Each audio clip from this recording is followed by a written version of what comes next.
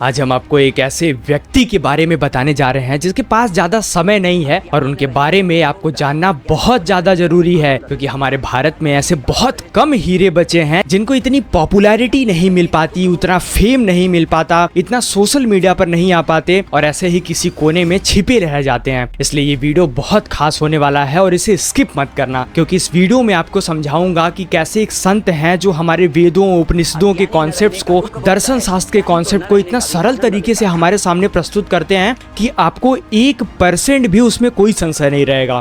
अज्ञानी न रहने का दुख भोगता है, ज्ञानी तो न रहने का भी आनंद लेता है। क्या न रहने का आनंद ले सकते हो? क्या न रहने में अपना रहना देख सकते हो? घड़े के न रहने में मिट्टी अपना रहना देख सकेगी तो आनंद में रहेगी। जिसने न रहने में भी रहना देख लिया और जिसने अनेकों में भी एक देख लिया, उसे अनेक होने से डर क्या है? इसलिए परमात्मा एको हम बहुश्याम प्रजाए, अनेक हो गया। अनेक होने से डरते हैं मूर्ख और अनेक होने की लालसा में फंसे हैं कामी। ज्ञानी ना अनेकता में ना एकता में किसी कंडीशन, यदि अनकंडीशनल जीवन है तो सिर्फ ब्रह्म ज्ञानी का है। आज हम बात करने वाले हैं प्रेमानंद गिरी जी महाराज के बारे में, जो काफी वृद्ध हो चुके हैं, काफी बूढ़े हो चुके हैं। उनके पास ज्यादा समय नहीं है, क्योंकि संसार में जो कोई भी आया है, वो चाहे जितना भी बड़ा ज्ञानी हो, चाहे जितना बड़ा विद्वान हो, अगर वो अपने फिजिकल बॉडी के साथ में, मानव शरीर के साथ में आया है तो वो प्रकृति में विलीन जरूर होगा और ये मांस मिट्टी से बना हुआ शरीर ज्यादा दिन तक नहीं रहता। तो जब तक वो हैं, उनके महत्व को समझो, उनके बारे में जानो, उनसे ज्ञान प्राप्त करो जितना हो सके, वरना वो सारा ज्ञान लेकर अपने साथ चले जाएंगे और हमें जीवन भर अफसोस रहेगा कि हम उनसे मिल नहीं पाए, उनसे बातें नहीं कर पाए, उनको सुन नहीं पाए। और आपको ये अफसोस रहेगा कि ऐसे संतों की कलयुग में जरूरत थी, उनकी बातों की, उनके ज्ञान की हमें जरूरत थी। मान लो घड़ा ही न रहा तो घड़ी कहाँ रही? घड़ा ही नहीं रहा तो सकोरा कहाँ रहा? क्योंकि उसको देखने के लिए मेरा घड़ा होना जरूरी, तुम्हारा देह होना जरूरी है मुझे देखने के लिए। मैं मंच में बैठा हूं या मैं तुम्हें देखूं या तुम मुझे देखो। कब देखोगे? जब तुम भी दे मैं भी दे।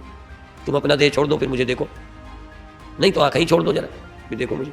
तुम हाथ छोड़ दो, छुओ मुझे, और मन छोड़ दो, जानो जगत को। इसीलिए मनस्य मनी भावे द्वैतम नहीं उपलब्धते। मन के अमन हो जाने पर, अर्थात मन के मन न रहने पर, मनस्य मनी भावे द्वैतम नहीं उपलब्धते, द्वैत नहीं रहता। अब मैं ऐसी हवा में बात नहीं कर रहा हूँ कि प्रेमानंद गिरी जी महाराज कठिन से कठिन कॉन्सेप्ट्स को भी बहुत इजी तरीके से, सरल तरीके से हमारे सामने रखते हैं और हमें समझ में आ जाता है।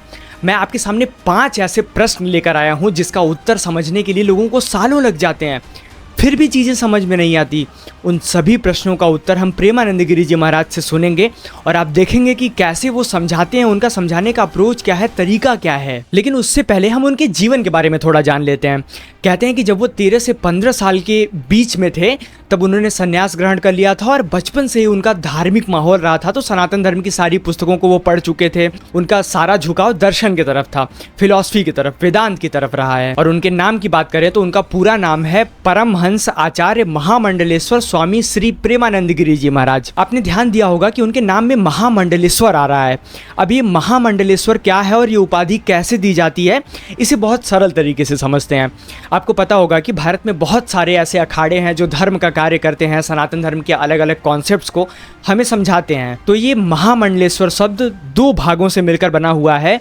महा का मतलब होता है महान और मंडलेश्वर का मतलब होता है मंडल, अखाड़ा या उस संप्रदाय के ईश्वर, वहाँ के अध्यक्ष या फिर प्रमुख। अर्थात महामंडलेश्वर वो सन्यासी होते हैं जो किसी अखाड़े या परंपरा के सर्वोच्च धर्मगुरु या मार्गदर्शक होते हैं। तो प्रेमानंद गिरी जी महाराज महानिर्वाणी अखाड़ा के महामंडलेश्वर हैं, जो कि हरिद्वार उत्तराखंड में स्थित है। और अब हम बात करेंगे उन 5 प्रश्नों के बारे में, जिसमें से पहला प्रश्न है, आपने अक्सर सुना होगा कि मुझ में भी ब्रह्म है, आप में ब्रह्म है, हर जगह ब्रह्म मौजूद है।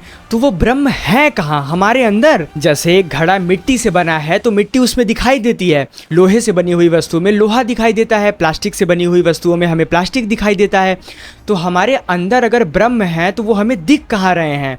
कहाँ है ब्रह्म हमारे अंदर? दृष्टांतों के द्वारा अपन ने बताया कि मिट्टी से घड़े बनते हैं, ऐसे ही चेतन आत्मा से सब बने। तो चूंकि दृष्टांत तुम्हारी समझ में आता है कि हाँ मिट्टी से सब घड़े बने, हाँ लोहे से सब औजार बने, पानी में लहरें बुलबुले बनते हैं, वो समझ में आ रहा है, पानी भी बुलबुला भी, उनमें एक समझ आ रहा है सब में। लेकिन यहाँ सब में एक समझ नहीं आ रहा, समझते नहीं। यहाँ वहाँ मिट्टी और घड़ा, जल और बुलबुले दोनों तुम्हारी समझ में, इसलिए आसानी से समझ आ गया।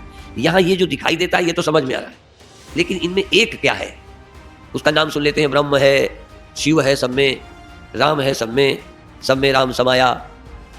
लेकिन समाया कहाँ दिखता है? यहाँ तो जल समाया लहरों में दिखता है, बर्तनों में मिट्टी समाई बोलो दिखती है, सब औजारों में लोहा दिखता है, लेकिन सब में ब्रह्म समाया।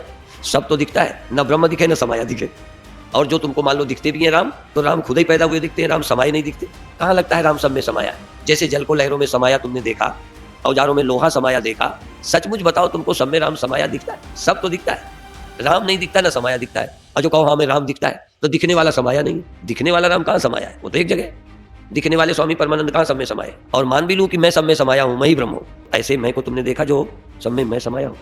चलो मैं नहीं, न राम समाये न मैं समाया, अच्छा तुम सब में समाये दिखते हो। तो ये इतनी सी झीनी बात है कि ये समझ आ जाए, क्लियर हो जाए कि मैं सब में समाया। मई एव सकलम जातम, मुझ में सब जगत हुआ है। ब्रह्म में हुआ, राम में हुआ, वेदांतियों ने बना लिया मई एव सकलम जातम, मुझ में जगत हुआ है। सब मई एव सकलम जातम, मुझसे सब पैदा हुए। मई सर्वम प्रतिष्ठितम, मुझ में सब प्रतिष्ठित है, माने मेरे में ही सब रह रहे हैं। जैसे मिट्टी से सब घड़े हुए हैं और ठहरे किस में? घड़े रहते किस में? मिट्टी में। और समा कहाँ जाएंगे? मिट्टी में। ठीक इसी तरह से कोई ब्रह्म कहा, ज्ञानी ने क्या कहा? मई एव सकलम जातम, मुझसे मुझ में ही सब हुआ है। मई सर्वम प्रतिष्ठितम, सब मुझ में रह रहे हैं। मई सर्वम लयम याति या यान्ति, और मुझ में सब लय को अर्थात विलय को समा जाएंगे, खो जाएंगे। मई सर्वम लयम यान्ति, मुझ में सब लय हो जाएंगे। ऐसा ब्रह्म, ऐसा तत्व में। दूसरा प्रश्न है, अगर मैं कहूँ कि भगवान आपको दर्शन देने वाले हैं, भगवान आपको दर्शन देंगे, आपके सामने प्रकट होंगे, तो आप क्या करेंगे? आप प्रसन्न हो जाएंगे, खुश हो जाएंगे कि भगवान मुझे दर्शन देने आ रहे हैं, ये मेरा सौभाग्य है। लेकिन प्रेमानंद गिरी जी महाराज का पॉइंट ऑफ व्यू कुछ अलग है, उनका विचार भगवान के दर्शन के प्रति बिल्कुल अलग है।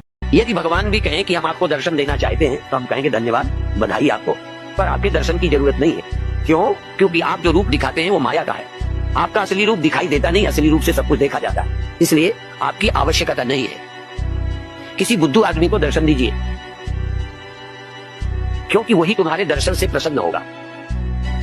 आप जानते हो भगवान दिख जाने वाली चीज नहीं है। जो भी दिखता है, जो दिखे, जो दिशे सो सकल विनाशी, यद यद दृश्यम यद यद जन्यम तत्त अनित्यम। जो जन्य है वह अनित्य है, जो दृश्य है वो माया मात्र है। माया मात्र विदम द्वैतम, अद्वैतम परमार्थता। तो अपने ग्रंथों का आधार लेके सोचिए। सोचना अच्छा है, सोचना चाहिए, पर सोचने की भी कोई दिशा होती है, सोचने का कोई ढंग होता है। व्यर्थ की कल्पना करते रहे कि हम चिंतक हैं, वो उससे कुछ बनने वाला नहीं है। तीसरा प्रश्न ये है, सबके दिमाग में बड़ा कंफ्यूजन रहता है कि द्वैत और अद्वैत में अंतर क्या है। बहुत सारे लोग द्वैत और अद्वैत को लेकर कंफ्यूज रहते हैं। जिन भी लोगों को पता है उन्हें पूरी बात नहीं पता है, तो वो भी कॉन्सेप्ट को, इस द्वैत और अद्वैत के कॉन्सेप्ट को हम इन्हीं से समझते हैं। जब तक मैं ब्रह्म नहीं जानता, मुझसे जगत भिन्न है। ऐसा ध्यान रखना, जगत हमको अपने से भिन्न लगता है, बल्कि जगत में सब आ गया, पत्नी, बेटा, बहन, भाई, कुत्ता, बिल्ली, पेड़, पहाड़, जमीन, आसमान, सब आपसे बोलो है ना भिन्न? बिल्कुल ही मेरे से सब अलग है, और मैं सबसे। ब्रह्म से कोई अलग नहीं, ब्रह्म किसी से अलग नहीं। मैं ब्रह्म हूं, कोई शब्द नहीं है जिसे रटना है। देखो, घड़े से मकान अलग है नहीं है, घड़े से सकोरा, घड़े से ईंटा, घड़े से जमीन, सब अलग अलग है। घड़े से पूछो तो कहेंगे जब ये पृथ्वी है मैं गड़ा हूं, ये सकोरा है मैं गड़ा हूं, ये ईंटा है मैं गड़ा हूं, ये मकान है, ये पेड़ है मैं गड़ा हूं। एक अवस्था है जहां घड़े से सब अलग, सबसे घड़ा अलग। पर घड़ा जिस समय अपने को मिट्टी अनुभव करेगा, जिस समय यदि घड़ा अपने को मिट्टी देखे, तो फिर ईंटा कौन है, फिर मकान कौन है? चौथा प्रश्न, हम अब तक ये समझते थे कि मुक्ति का मतलब जन्म और मरण के बंधन से मुक्त हो जाना है और भगवान में विलीन हो जाना है, लेकिन उस मुक्ति को भी प्रेमानंद गिरी जी महाराज कुछ अलग तरीके से समझाते हैं। दुनिया यदि मौत ना होती तो कोई धर्मात्मा ना होता, मौत ना होती तो कोई साधु ना आता। किसी को ब्रह्म की जरूरत नहीं है। हमें भी मौत खटकती थी, अभी भी कभी खटकने लगती है थोड़ी, पर कभी खटकती है, हानि लाभ खटकते हैं। लेकिन कब खटकते हैं? जब हम अपने को भूल जाते हैं। आज शास्त्रों से सिद्ध होता है कि कर्म से मोक्ष नहीं होता, अच्छा करने से भी छुटकारा नहीं होगा, क्योंकि अच्छा करने से अच्छा फल मिलेगा। अगले जन्म में ये दुर्दशा नहीं होगी, लेकिन जन्म तो होगा। मुक्ति कोई आसमान में नहीं रहती, मुक्ति कहीं जाने का नाम नहीं है। इस सत्य की समझ का नाम मुक्ति है। फिर इस धरती पर आराम से जितने दिन है रहिए, ना कुछ पाना रह गया और ना कुछ खोने का डर रह गया। जहां पाने का लोभ नहीं रह गया, खो जाने का डर नहीं रह गया, जहां जीवन जीवन नहीं रह गया, मृत्यु मृत्यु नहीं रह गई, इसका नाम मुक्ति है। जहां लाभ और हानि नहीं रहा, जहां मिलना और बिछुड़ना नहीं रहा, जहां मेरा और तेरा नहीं रहा, इस समझ का नाम मुक्ति है। मुक्ति कोई अंधविश्वास नहीं है, मुक्ति सच्चे ज्ञान का नाम है। इस धरती पर मुक्त पुरुष रहे हैं, रहेंगे, अब बेवकूफ भी रहे हैं।